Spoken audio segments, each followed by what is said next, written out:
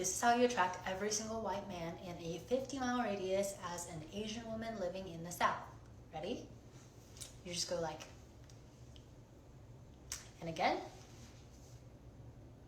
That's right, you do absolutely nothing. You see like a white guy, because Asian girls will never be released from the shackles of a white man. God, I don't even know. I really don't know what my type is. Like, obviously, the guy I dated, he was Asian. Okay. I'm Asian, like my ex, long term, like both Asian. And I feel like even just growing up, I was kind of like, oh yeah, only Asian guys, you know, like whatever. Or maybe even like, just like online, just like not even like people in real life, but just like on social media or whatever. You see like a white guy, because Asian girls will never be released from the shackles of a white man.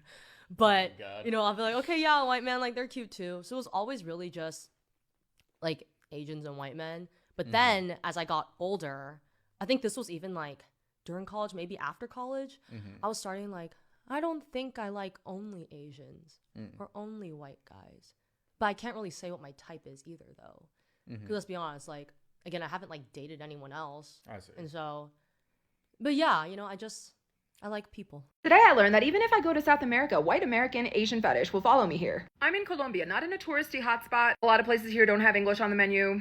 So I'm tucking into my dinner when behind me, I hear this voice in American English say, "Hey, how's your drink?" It's an innocent enough question, so I turn around and I answer, "It's pretty good. It's sweet, kind of sour. I might need to take Lactaid." Then he asks me if I'm from the States, then gets into which city I'm from, and then he starts asking like where I'm staying, how long I'm staying in the city, and where I'm gonna be going next, and this is getting a little personal for me. So I drop that I have a hot Asian boyfriend back home. Then he says, it's like kind of weird that you grew up in a multicultural society, and you ended up with another Asian person. Why don't you give other people a chance? And I'm like, I don't date white men. And then he says, well, maybe you just attract a certain type of white man if like, that's just, no, it's all of you. It's all of you. I tell him, you're not gonna change my mind. Then he asked me why my hot Asian boyfriend is not here with me. And I say, well, like, oh, you know, he has work and it's just good to get out of the country sometimes because, you know, with everything going on in the US right now. And then he said, no, actually, the US seems fine. And I'm like, wait, are you serious? And then he says, you're an American citizen, right? So why do you have to worry? And I almost wanted to read off like the 30 plus and growing list of ICE fatalities, like innocent people who were murdered by ICE, including some US citizens, Keith Porter, Renee Good, people who are marginalized in different ways, often by skin color. But of course, this white guy doesn't even know or keep up. So then I ask in my very nice Spanish, how can I pay and get out of there when the waiter comes back? So I do that, and then this man follows me out of the restaurant, and he says, I'm sorry that some white people have made you feel that way. And I said, no, it's all of you. You're not gonna change my mind.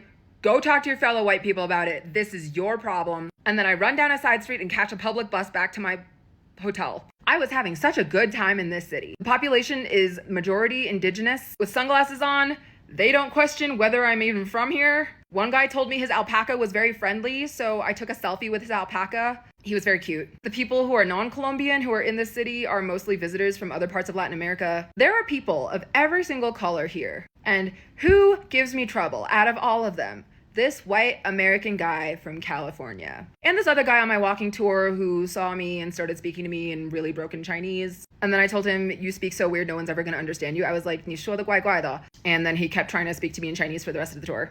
Super weird. So you're telling me that I can come to a very indigenous region of South America and white American male Asian fetish follows me here. I knew it would follow me to China. I tried that. But it turns out that these white dudes with Asian fetish also really like coming to Latin America, potentially to be creeps to the people here too. I hate them. We have to wait for the exchange rate to crash so that they lose all of their purchasing power. One thing about my dad that makes me really uncomfortable are his friends. All of his friends are white men. A lot of his friends also are white men married to Asian women, specifically Chinese women. My dad's childhood best friend that he grew up with has a Taiwanese wife. She's also the breadwinner in their family. Whether or not my dad would actually admit to something like this or whether he knows it but he's really uncomfortable talking about it, the truth of the matter is he only wants to be friends with white dudes. Also only consumes media and literature written or made by white men. One time I did call him out on this and he didn't really have a response. All he said was, oh, well, like, I just like to hang out with people who are similar to me, I guess. Asian guys, let's be real. Your politeness is actually destroying your... Yes, exactly. This is exactly the reason for Oxford study. The reason why white men are preferred by Asian women over Asian men is because white men have balls. They're confident. They're not cowards.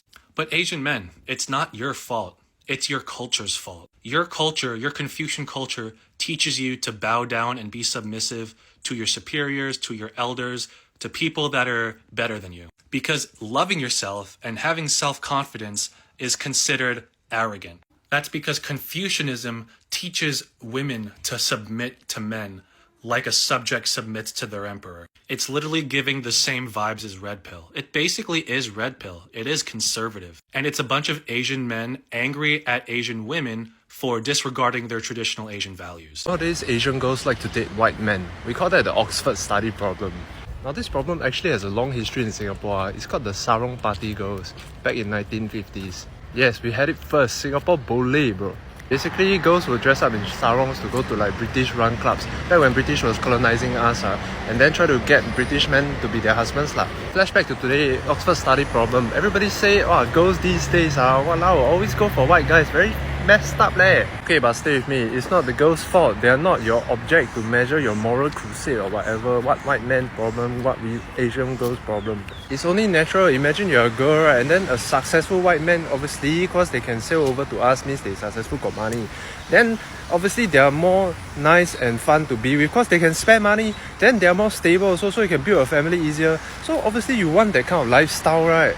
This is Schopenhauer's will to life, aka correlation not equals causality. The real problem with Singapore's white man Asian female pairing, right, is this: we over glorify and feel inferior to white people naturally. Tell me why we got so many Stamford Raffles statue and we call him Sir Stamford Raffles when he's probably just some lackey hired by his boss, right, to come to Singapore. Hey, you need to go there and colonize and build some shit. Then he like, okay, why me? Shit, very dangerous leh. Then after that, now he become famous for the hero of Singapore. Like, bro, it's not even he one man do, right? Got William Farquhar and all the other kaki lang, right? Let me give you the Asian red pill. Lee Kuan Yew, my brother, is the one that defied America and built an Asian tiger all on his own with the help of so many other people. So here's the real Oxford study problem. We feel so inferior and insecure, romantically and socially speaking, when we evaluate ourselves against white people. This is a problem with Singaporean men. In your subconscious, you still think, oh, white people are very zai, they came here to save Singapore, they are my white savior. Then you're very tilt, what? Because we are the same human with the same degree and potential for success, but yet you feel like they are always up there. So here's what you need to do. You need to question, are the whites truly superior to us on virtue of Nietzsche's camel lion child analogy? Right now you're a camel, you think, oh yeah, we are worse, we need to do better, we need to earn more money to match them. No. Be a lion, question it. Why do we still think white people are better? How about you fly to America, then you see the common white man instead of the colonizers that came here and took your resources to build themselves up. After that, you'll realize the white man Asian female pairing not that scary. Also, right, I tricked you. Actually, 70% of all couples in Singapore are not inter-ethnic at all. Just some rough numbers from 2016, so don't really trust the data too much.